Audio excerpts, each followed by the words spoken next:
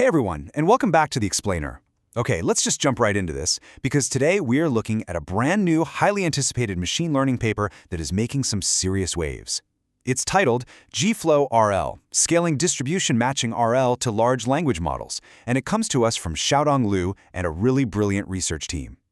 Now, if you follow the development of reasoning models, you already know that figuring out how to properly train them after their initial pre-training phase is, well, it's pretty much one of the most hotly contested areas in AI right now. And this paper, it introduces a breakthrough that essentially rewires how we can train massive models to think. It is a fascinating structural shift, and we're going to break down exactly how they pulled it off. So, to really understand the solution, we first need to get a handle on the problem. Why do giant AI models get stuck in a rut? Well, when we train current AI models using standard reinforcement learning, or RL, we run into this really annoying issue known as mode collapse.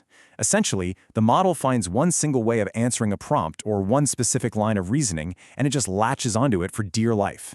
It completely collapses into this dominant mode of thinking. So instead of exploring the vast, rich space of all the possible valid answers out there, it just feeds you the most generic, highly rewarded path every single time. It gets stuck. And for tasks that require deep, complex reasoning, like advanced math or coding, that tunnel vision is a massive bottleneck. Okay, so how do we fix that tunnel vision? Well, that brings us to Section 1, Reward Maximizing versus Distribution Matching. Let's talk about finding new paths. The contrast between these two training paradigms is actually super fascinating. On the left side here, we have standard RL. This is what we call reward maximizing. Think of it kind of like a GPS that literally only ever gives you the absolute fastest route to your destination. It totally ignores scenic routes, alternative highways, or back roads. It forces the AI down one single dominant highway, which, is incredibly frustrating when you realize that highway is completely congested. But over on the right side, we have GFlow nets, or generative flow networks. These operate on a really cool principle called distribution matching. Instead of obsessing over just the single maximum reward, GFlow nets actually encourage the model to find diverse reasoning paths by matching the distribution of the rewards. It's like a GPS that literally rewards you for finding multiple, valid, distinct routes to the exact same destination. In theory, this is exactly what we want for large reasoning models, right? Multiple paths, diverse reasoning, and absolutely zero collapsing into a single rut. Now, GFlow nets sound absolutely incredible in theory, right? And they actually showed immense promise in early research for math and code. But there was a catch. And that brings us to Section 2, the scaling wall. So when researchers tried to take this GFlowNet-style reinforcement learning and actually apply it to modern, massive post-training pipelines, they hit a total brick wall. And it turns out the main villain of our story is something called the learned prompt conditional partition function. I know, it's quite a mouthful. But in the mathematical architecture of GFlowNets, this auxiliary network component was actually supposed to be the good guy.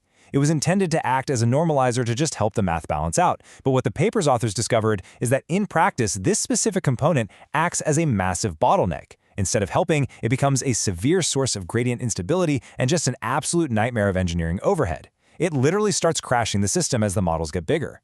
And honestly, it's not just one single thing causing it to fail. It is a perfect storm of modern AI scaling pressures. If you've ever tried to keep a massive, complex project from falling apart, you're going to feel the engineering struggle here. First, we have increasing model size. Models are just getting way too big. Second, longer rollout horizons, meaning the model has to think through many, many more steps in its reasoning. Third, higher reward noise, because let's face it, evaluating complex reasoning is messy and unpredictable. And finally, distributed systems complexity, training these models across massive clusters of GPUs.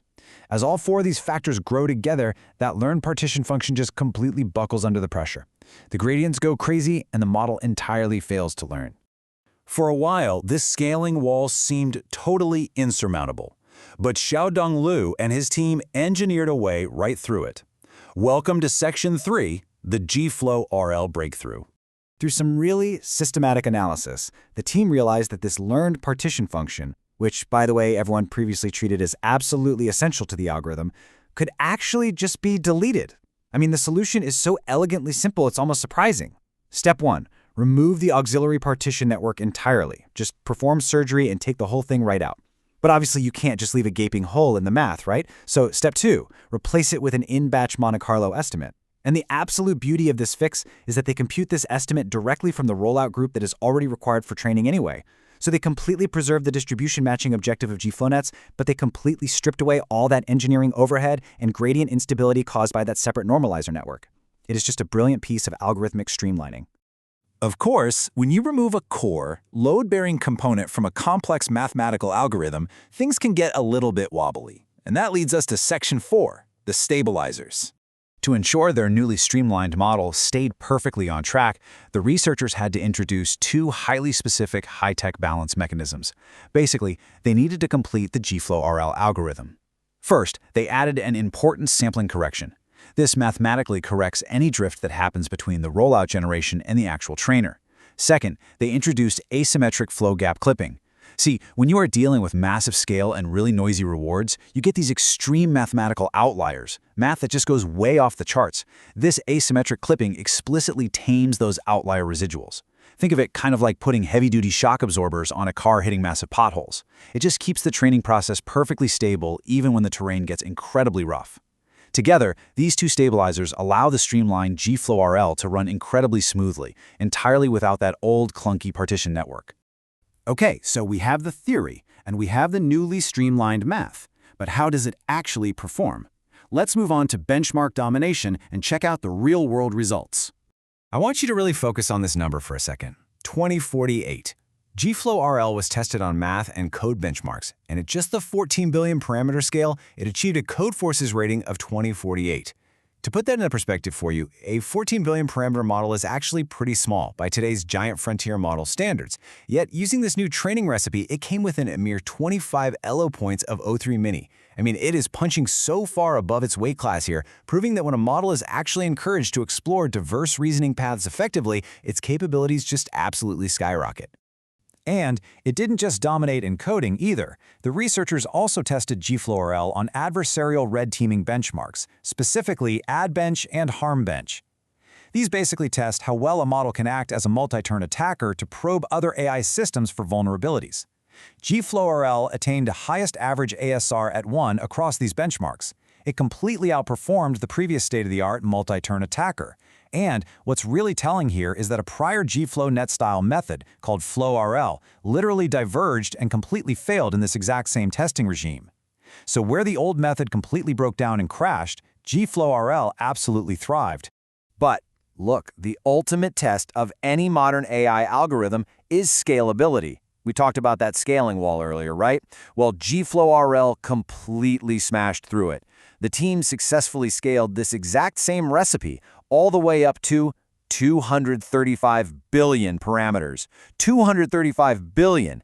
And it wasn't just on standard, dense architectures either. It scaled stably across sparse mixture of experts, or MOE, configurations as well. Again, previous methods like FlowRL totally failed to converge at these MOE configurations, but GFlowRL remained rock solid.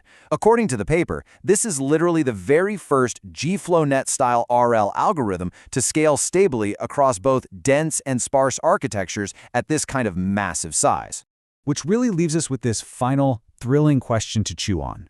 What will AI achieve now that it can safely explore millions of diverse reasoning paths at massive scale? By removing the bottleneck of that partition function and stabilizing the math, Xiaodong Liu and his team have unlocked a way to train models that don't just memorize the single best path, but can genuinely explore and understand a whole multitude of reasoning routes. It's just a massive leap forward for open-ended problem solving in artificial intelligence. Anyway, I really hope this explainer helped you grasp the core mechanics and the sheer scale of the GFlowRL breakthrough. Thank you so much for hanging out with me, and keep exploring,